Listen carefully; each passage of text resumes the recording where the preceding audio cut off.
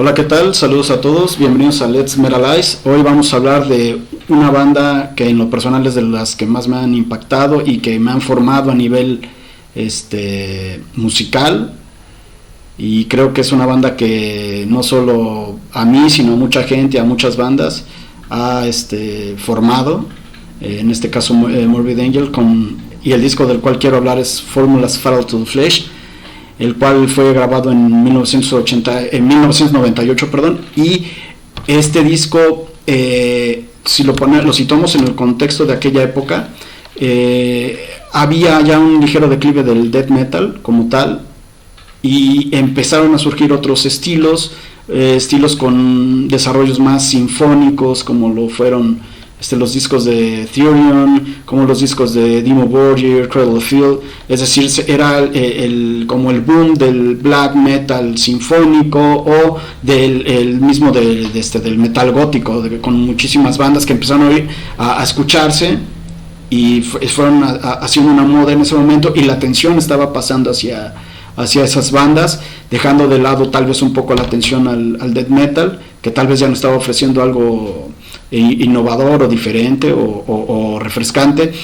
Y en ese momento, cuando Morbid Angel en ese año empiezan a grabar Formulas Fatal to the Flesh, ellos ya habían tenido la pérdida del frontman, de David Vincent, el cual pues creo que es una de las caras más fuertes y más reconocibles de la música extrema como frontman, y era obvio que Morbid Angel tenía la misión de decir, aquí damos un paso para nos redimimos, o caemos por completo. Era como un arma de dos filos. Entonces toda la composición de este disco corrió prácticamente a cargo de Trias Actot, y bueno, podemos decir que aquí en este disco se redimieron completamente.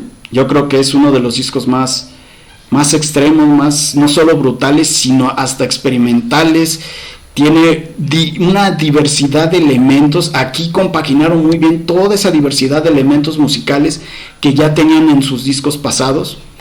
Recordemos que este disco viene después del Domination, el cual Domination posee una producción muy clara, muy nítida, potente, pero en este disco buscaron completamente lo contrario. Se fueron haciendo una producción muchísimo más cruda, mucho más directa, no diciendo que es una mala producción, sino que se fueron por ese lado. Y yo recuerdo una entrevista que leí en una revista de aquella época que se llama Heavy Metal Subterráneo, que se editaba aquí en México, el cual es uno de los reporteros, Spider, le hizo una entrevista a Trias Actot y le preguntó cuál era la diferencia de este Formulas Fatal to the Flesh con los anteriores, y él menciona: los discos anteriores se hicieron de la carne hacia afuera, y este disco se hizo desde la carne hacia adentro. Es decir, ellos buscaban, y si ustedes ven las letras, que va más en la onda de la cultura y de las creencias y de la mitología sumeria, que había que descarnar a nuestro ser para entendernos de otra manera. Ellos, y bien lo menciona Trias Actot, ellos se fueron de la carne hacia adentro. Ellos lo que quisieron fue destapar toda esa endiablada creatividad, y lo hicieron por completo. Hablar de rolas, yo creo, significativas, yo creo que no hay rolas significativas, o sea, todas, o sea, no hay una rola que sea más más importante o mejor que otra. Yo creo que todas las rolas son singles, todos son singles, empezando por Heaven Earth. Es un principio típico de Morbid Angel en 6/8, el cual pasa un cuarto, y de ahí viene toda una vorágine de blast beats y de estructuras tan bizarras y tan inteligentemente manejadas por Trias Actot y por Morbid Angel en general.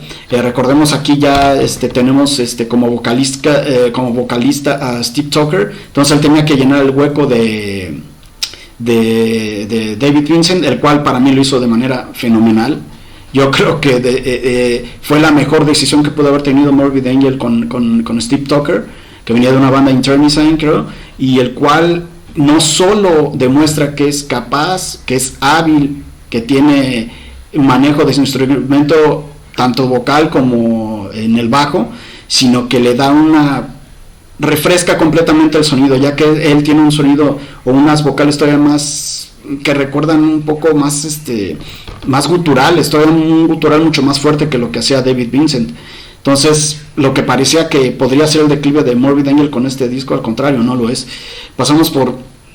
es que en serio es muy difícil hablar de este disco. Hay rolas, por ejemplo, Prayer of Hatred, que es la que viene, es un inicio que recuerda mucho a Rapture, el cual está armonizado en escalas mayores o en acordes mayores, y esto es muy complicado de hacer porque normalmente en escala mayor son sonoridades o son sonidos más felices o más happy o más relacionados al death metal melódico, pero la manera en cómo lo hace Morbid Angel realmente es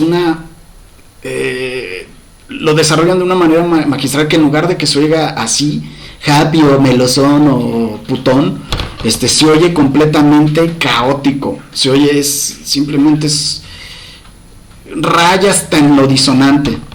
De ahí pasamos por Bill Urzag, que es una rola que es menos rápida, pero creo que es de las que tiene mucho más cambios y dinámica en la composición y la estructura de la rola. O sea, aquí parecería que las rolas son inteligentemente caóticas. Yo así lo describiría. La siguiente, Nothing Is Lost, esta tiene unos armónicos súper enfermizos. O sea, realmente es una rola que va a medio tiempo, pasando por pasajes muy lentos y con unos feels que realmente van llevando la rola a pasajes muy lentos, pero se hace muy disfrutable. Es decir, no es una rola que dé en declive a todo el disco. A mi gusto, si es por gusto personal, esta para mí es la mejor rola del disco, no es ni siquiera la más rápida. Chamber of Thieves se destapa, yo creo, para mí es la más extrema del disco, y yo creo una de las más extremas de Morbid Angel, haciendo unas cosas en el bombo que normalmente no habíamos escuchado en el death metal. Hasta ese momento creo que la única banda que habíamos escuchado desarrollar cosas muy rápidas era Morbid Angel con Trias Acted, pero pues aquí lo destapan, y así nos podemos seguir con todo el disco. O sea, existen rolas que son tan inteligentemente compuestas. Los solos, a mí me resulta que hace Trias Acted, los solos, él menciona ahí en el disco que fueron hechos en el templo de Ox, y el templo de Ox se refiere como un lugar o a un estado de la mente relacionado a las cuestiones sumerias, y claro que se nota definitivamente eso. Podemos ver solos que están tan elaborados. Hay solos emplea lo que muy pocos habíamos escuchado en el death metal, que son los fretboard tappings. O sea, son los tapeos, hacen tappings, pero con el fretboard con más, no solo con el tapping normal con una sola cuerda, sino con varias cuerdas, tipo como si lo que recordábamos de que hace Joe Satriani, por decirlo así. Joe Satriani hace ese tipo de fretboard tappings, o ya otros guitarristas actualmente como Guthrie Govan, etcétera, pero él lo llevó a una onda caótica extrema. Y recordemos, él es un guitarrista que está muy inspirado en Eddie Van Halen. Ustedes lo pueden ver con el uso de los tappings, y él lo hace él todo eso lo lleva a un estado de crudeza y de suciedad, y que lo lleva a un rollo tan extremo que lo hace bastante disfrutable. El disco pues